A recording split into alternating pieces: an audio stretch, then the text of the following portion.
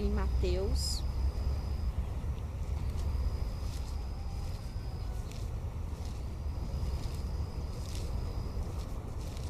Bem no início aqui de Mateus,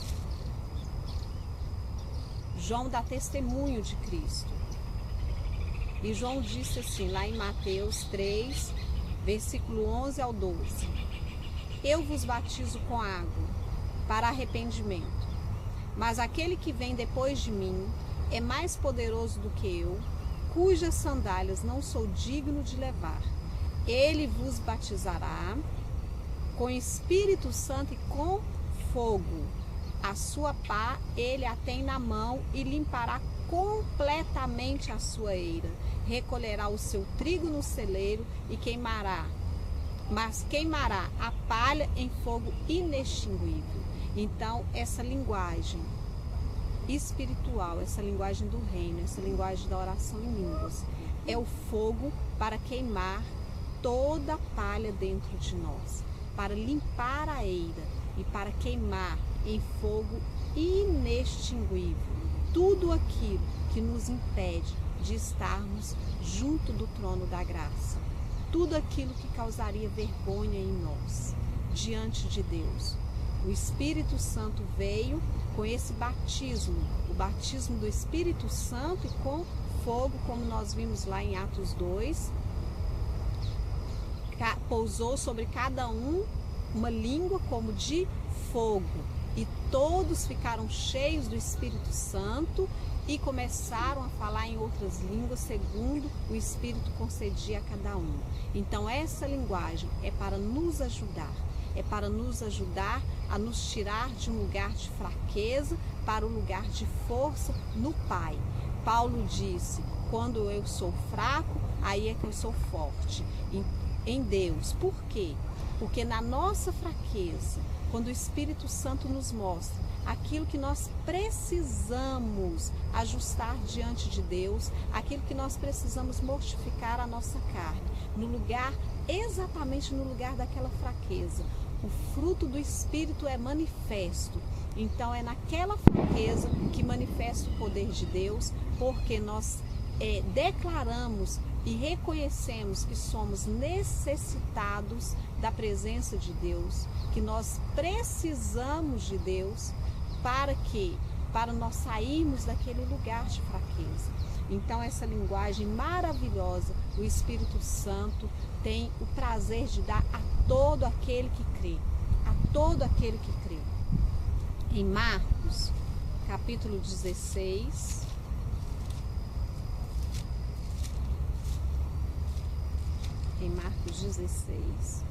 diz: quem crer e for batizado será salvo.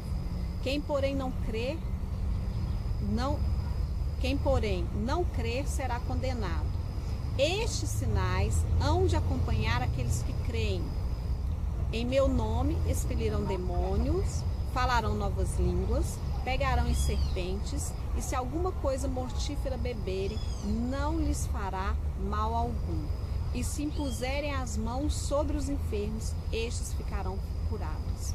Então, estes sinais acompanham quem? Quem crê em Jesus. Então, está disponível, a oração em línguas está disponível a todo filho de Deus. A oração em línguas está disponível a todo aquele que crê em Jesus. A oração em línguas para edificação pessoal.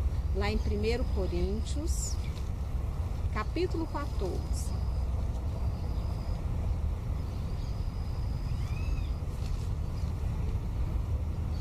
Diz assim, pois quem fala em outra língua não fala a homem, senão a Deus, visto que ninguém o entende, e em espírito fala mistérios.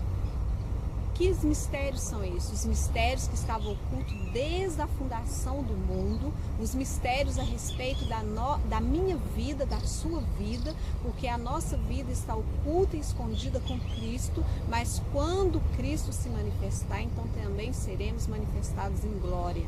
Então, esses mistérios são nos revelados. Que mistérios? A boa, perfeita e agradável vontade de Deus para a minha vida e para a sua vida é revelado quando eu oro em outras línguas. O que fala em outras línguas, no versículo 4, diz: o que fala em outra língua, a si mesmo se edifica, mas o que profetiza edifica a igreja. Então, na face da igreja, eu procuro o dom de profecia, mas eu posso ficar falando comigo mesmo e com o Pai. Eu posso manifestar este dom que o Espírito Santo me deu, porque eu creio em Jesus. E se você crê em Jesus, você pode ser agora mesmo batizado com essa linguagem de fogo. Você pode, porque é uma condição de Deus na sua vida. Não é a condição sua, mas uma condição de Deus, da manifestação deste poder, dessa linguagem, para você falar a linguagem do reino de Deus. Porque aqui está falando que aquele que ora em línguas, ele fala mistérios com Deus. Seria um DDI, né? Descagem direta para Deus. Então, o que acontece? Você está falando a linguagem do reino de Deus, a linguagem onde todos os filhos de Deus podem conversar, podem se entender, porque nessa linguagem o Espírito Santo revela a palavra para mim e para você como ela é. Como ela é. Aqui no versículo 28 de 1 Coríntios 14 diz: não havendo intérprete na igreja, fique calado, falando consigo mesmo e com Deus. Então a palavra de Deus nos ensina a ter o nosso posicionamento em relação a falar em outras línguas. Como que eu devo me comportar dentro da igreja? Dentro da igreja eu posso ficar calado, falando comigo mesmo e com Deus. Está falando que é para mim falar com Deus. Então eu não preciso falar num volume onde outros irmãos vão escutar, mas eu posso ficar falando eu com Deus. Eu posso aproveitar todo o meu tempo para orar em línguas. Eu posso escutar as ministrações dentro da igreja, orando no Espírito Santo, retendo o que é bom, tendo discernimento do que está sendo falado. Lá em Efésios 6.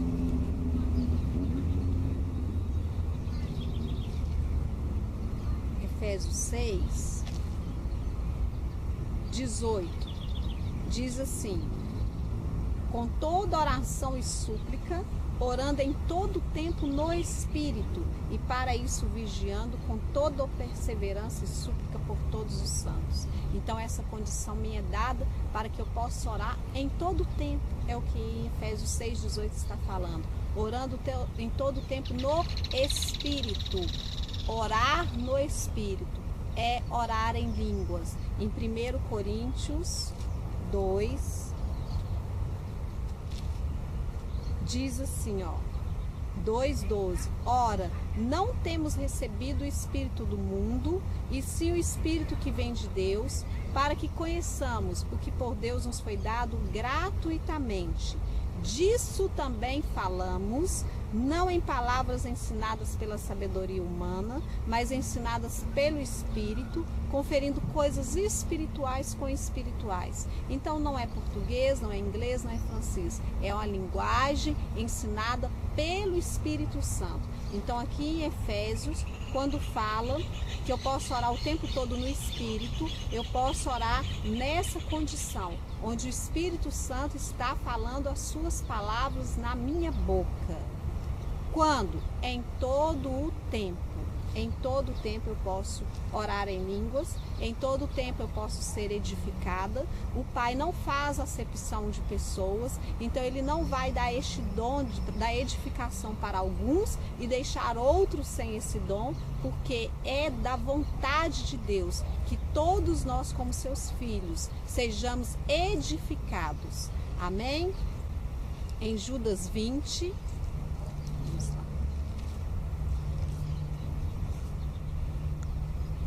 Em Judas 20 e 21 fala assim: vós, porém, amados, edificando-vos na vossa fé santíssima, orando no Espírito Santo, guardai-vos no amor de Deus, esperando a misericórdia de nosso Senhor e Salvador Jesus Cristo para a vida eterna. Então, aqui na Epístola de Judas, ele está nos dando um conselho para nós nos guardarmos no amor de Deus. Nós devemos andar na edificação do Espírito. E aqui ainda fala, edificando-vos na vossa fé santíssima. E lá em 1 Coríntios 2 nós lemos que aquele que ora em línguas edifica a si mesmo. Então essa edificação está falando da oração em línguas. E ainda está falando, orando no Espírito Santo. A oração no Espírito Santo é a oração falada, não em palavras ensinadas pela sabedoria humana, mas ensinadas pelo Espírito, conferindo coisas espirituais com espirituais. Com qual objetivo? Além de eu crescer na estatura, para ficar na estatura de Cristo, o Espírito Santo vai me guardar no amor de Deus, esperando a misericórdia de nosso Senhor e Salvador Jesus Cristo. Eu preciso andar na edificação. Eu preciso despojar de todas as minhas fraquezas. Mas para eu despojar das minhas fraquezas, eu preciso saber quem são elas. Muitas fraquezas nossas nós já reconhecemos no dia que nós aceitamos Jesus. Mas tem algumas fraquezas que estão escondidas. E o Espírito Santo, ele cava profunda vala e revela para nós aquilo que está em oculto e escondido.